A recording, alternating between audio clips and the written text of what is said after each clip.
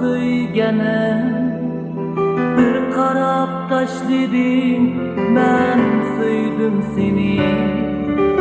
Xiyallar aylasam kanaydı dile, yalvuray söygünüm unutma meni.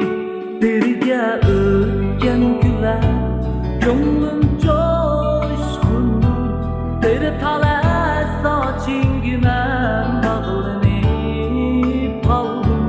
Veslinge yetkinim ne güzel gündür, ayrılıp senindir yağmurda kaldım. Yaşlık gözlerimin siyahın ketmeydi, bakitlik güveni unuttum özüm. Sazının avazı sana yetmeydi, mengüge kaçtım bu ey hayat kuşum.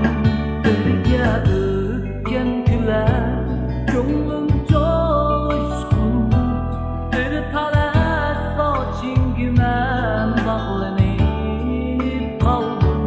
Veslinge yetkinim ne güzel gündür, ayrılıp senindir yağmurda kaldım.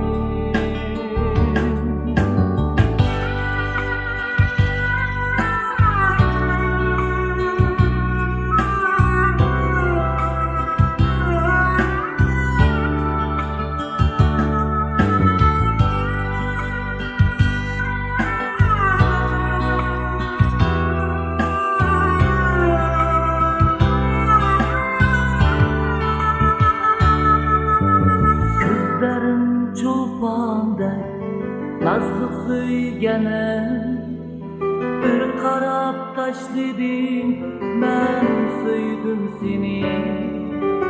Xiyallar aylasam kanaydı dile, yalvuray söygünüm unutma meni.